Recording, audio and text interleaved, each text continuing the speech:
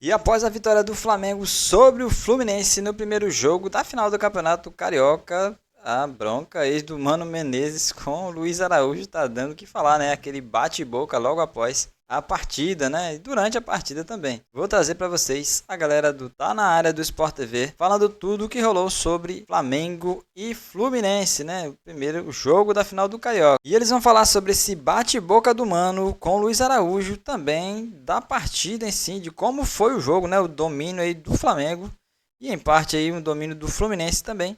E falar sobre os desfalques e prováveis retorno dos jogadores aí para a próxima partida de domingo, tá bom? Que encerra aí o Campeonato Carioca, galera. Mas antes de ver o vídeo, eu quero te convidar a se inscrever no canal, tá bom? Então se inscreva, deixa o like, compartilhe o vídeo. Também não se esqueça de ativar o sino da notificação, porque só assim você vai ser notificado sempre que trouxermos vídeos novos com mais notícias do Mengão, galera. Então bora ver aí o que a galera do Tá Na Área do Sport TV vai falar sobre esse grande jogão aí da final do Carioca. Créditos aí pro Sport TV, galera. É humano fazendo isso. Então, assim, quando os técnicos, os caras que estão ali, não estão na quinta série, esses caras são os professores. Tem um certo decoro, né? Quando eles passam o jogo inteiro incendiando os jogadores. Mano, pisou na bola aí, quando acaba o jogo, os jogadores estão quentes, né? Estão incandescentes. E aí eles se pegam, etc.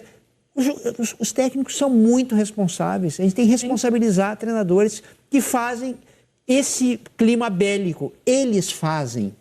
Não é só humano, mas o humano é um deles. E eu acho ruim de forma geral também. Acho que o mau exemplo é generalizado, porque a gente fala tanto... Eu brinquei aqui no início, mas a gente fala tanto da violência no futebol. E a gente está falando de caras que depois saem dali, moram no mesmo condomínio, se cumprimentam no elevador, são vizinhos, fazem churrasco. Então, assim, não são inimigos fora de campo.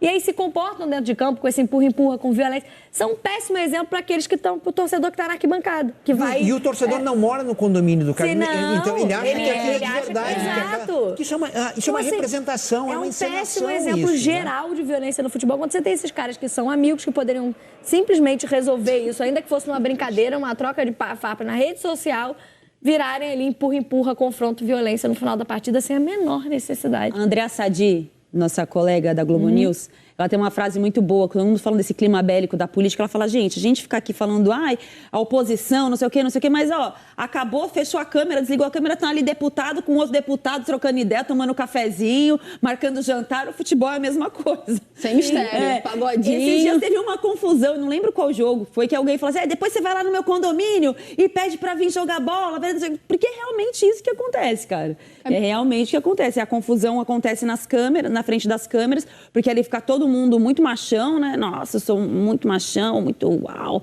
Mas se eu empurrar mais, eu sou mais macho do que o outro. Macho ainda. E aí, enfim, a gente vê essas cenas que não precisavam e que são um péssimo exemplo no geral para o futebol brasileiro, para o futebol carioca ontem. Mas ainda olhando para o próximo confronto, né? Já trouxemos aí o que isso trouxe ainda de mais consequência para o Fluminense, porque perde o Freitas, acabou expulso pela súmula, pelo que o árbitro viu no VAR nesse empurra-empurra. Tem também possibilidade de jogadores recuperados, pelo menos no rubro-negro, Letícia. Claro. Ai, meu Deus. Alguma coisa no Flamengo sobre isso? Eles fizeram alguma avaliação? Entenderam alguma coisa? Não, eu ia até comentar que depois do jogo, né, ali na zona mista, o Flamengo tranquilo, né, ganhou a partida, então o Rossi e também o Juninho disseram que não acompanharam, não viram tudo, porque de fato foi muito rápido.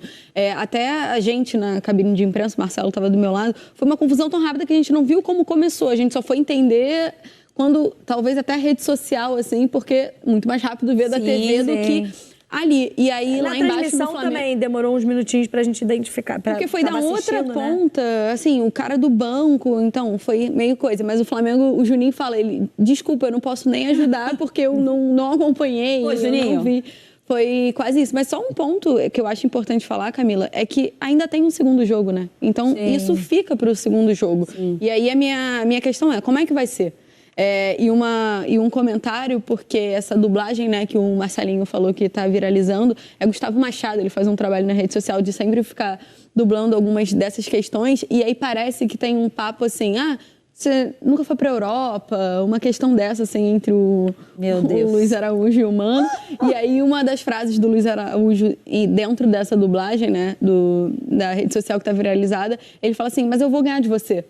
E aí, nessa situação, sério, e quando ele sai no gramado, que também tem uma outra imagem que tá viralizando, ele tá tirando a camisa, o Luiz Araújo, e ele fala, e aí eu ganhei. Tipo, meio que assim, mas ainda tem o segundo jogo, não tem nada resolvido, sabe? E o Flamengo, para completar um pouquinho, assim, hoje eu conversei rapidamente com algumas pessoas e a concentração total é no segundo jogo porque não tá resolvido. É um clássico que é muito difícil de ser jogado. Então, assim, hoje de manhã no CT, mesmo com a apresentação sendo 3 horas, já tinham várias pessoas de manhã no CT já em concentração total para essa partida.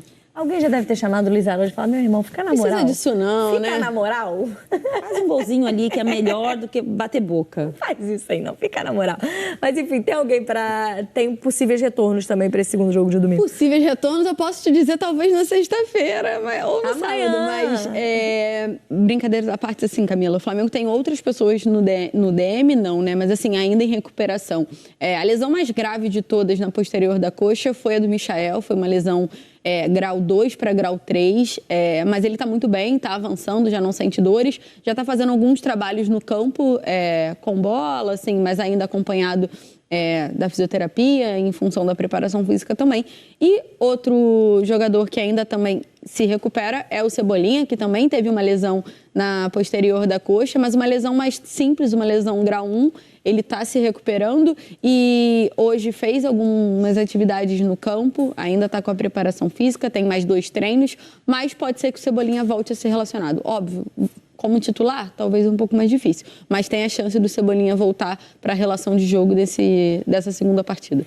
E Marcelo, você falou em talvez mudanças no ataque do Fluminense, muito pela entrada do Keno, e do Riquelme Felipe, né? Foram 2 jogadores que participaram ali do lance do gol. O Keno faz o gol, né, no cruzamento do Fuentes, que é dúvida, como falamos, pela lesão para o próximo jogo, mas movimentaram mais o ataque. O Riquelme acabou perdendo posição para o Arias ser esse cara centralizado, né? Foi uma forma que o Mano encontrou e o que o time de fato respondeu. Você imagina ele entrando, o Keno ganhando mais chance, o que a gente pode ver de mudança? Porque o Cano não fez uma grande partida ontem, né?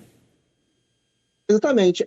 O ponto do Riquelme é que, se a gente voltar um pouquinho no tempo, teve um Fla-Flu na Taça Guanabara, que foi o 0-0, que o Riquelme começou como titular e não foi bem. E depois ele vai para o banco, o Serna assume essa posição e o Serna ganha merecidamente a posição, porque ele entrega gols, entrega assistências. O Serna fez por merecer ser esse titular. Só que no contexto do jogo, para o jogo da volta, talvez o jogo peça mais o Riquelme, por ser um jogador mais de drible, um jogador mais de improviso, e foi algo que faltou no Fluminense, principalmente no primeiro tempo, que ele conseguiu entregar no segundo. A questão do Keno é que, assim como o Riquelme, ele tem entrado bem nos jogos. Entrou bem contra o Volta Redonda, entrou bem contra o Águia de Marabá e agora fez esse gol contra o Flamengo. Contra o Flamengo ele nem conseguiu tocar tanto na bola, mas no que chegou nele, ele conseguiu fazer o gol. Então há uma dúvida porque o Serna caiu de rendimento, enquanto os 2 pontos do banco estão entrando muito bem. Essa é uma questão para o Mano resolver. E aproveitando o tema até da volta de jogadores, além do Fuentes como dúvida, o Fluminense pode ter o reforço do Lima, que não estava no banco de reservas nesse jogo da ida. Ele está treinando normalmente, mas está ainda numa situação, claro, não dá para comparar Lima com o Danilo, mas muito parecida com a do Danilo. Ele está inteiro, está treinando, mas ainda não se sentiu totalmente apto para jogar. Só que, como o momento pede, a tendência é que o Mano tenha a opção do Lima ali no banco de reservas. Acho que o que acrescenta, talvez, o Lima de opções para o Mano seja a possibilidade de recolocar o Arias onde ele rende mais, né? Que é aberto pelo campo e não nessa posição centralizada, que ele acabou se responsabilizando com as ausências que o Fluminense tem no setor, né? O Lima, eu acho que na carteira de trabalho dele deve ter fazedor de todas outros. as funções. Ajuda os outros a jogar. Lembra do Cícero?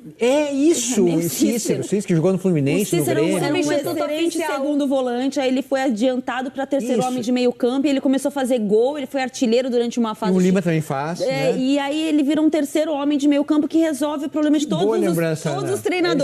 Inclusive no Fluminense. Exatamente. Foi ele começa a resolver muito a vida de todos os treinadores, porque ele fazia esse terceiro homem de meio campo com muita competência, fazia gols, inclusive. Sem contar a cabeçada do Cícero, que é muito boa. O Lima não. O Lima é mais perfil, pelo chão, né? Mas é um cara que dá essa opção. Diga, Marcelo. Não, só trazendo aqui coisas acontecendo ao vivo. O Fluminense acabou de soltar uma nota oficial falando exatamente sobre isso que a gente está debatendo, sobre a expulsão do Freitas. E a nota aqui é grande, mas pelo que eu consegui ler aqui de mais importante, o Fluminense considera a justificativa dele ter golpeado, entre aspas, o Luiz Araújo como longe da realidade. Reclamou também, trazendo aquela coisa da leitura labial que eu e a Letícia falando, do Gustavo Machado, que num dos trechos o árbitro parece pedir calma ao atleta do Flamengo para que ele não fosse expulso. O Fluminense reclama disso e pediu que o Bruno Arleu Araújo conduza a partida com imparcialidade. Então, uma nota oficial até forte, conhecendo como o Fluminense se porta diante da FERJ, diante da CBF. Então, tem 1 minuto atrás a nota, então acho que valia a pena trazer aqui ao vivo. Ótimo, Marcelo, atualização. É importante ter esse lado do clube, acho até que vale aí o posicionamento do Fluminense em relação às imagens que a gente viu, né? Há um empurrão, chorão, de fato, como tá golpear na súmula, acho que vale a discussão. Eu só lamento porque isso tem aquele cheirinho de criar uma pressão pro jogo de domingo, que infelizmente a gente sabe. Cheirão. Né? De criar aquela pressão pro árbitro, principalmente quando cita nominalmente o árbitro da próxima partida, nossa, né? Vamos jogar uma pressãozinha então no próximo árbitro? É o que os clubes brasileiros fazem o tempo inteiro, É o manual do condicionamento, o nome disso.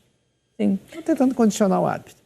Enfim, vamos ver no domingo como é que vai ser esse segundo confronto, esse Fla-Flu aí decisivo para a gente conhecer o campeão carioca. Obrigada, Marcelo Neves, pela presença com a gente no Tá Na Área. Obrigada, Letícia Marques.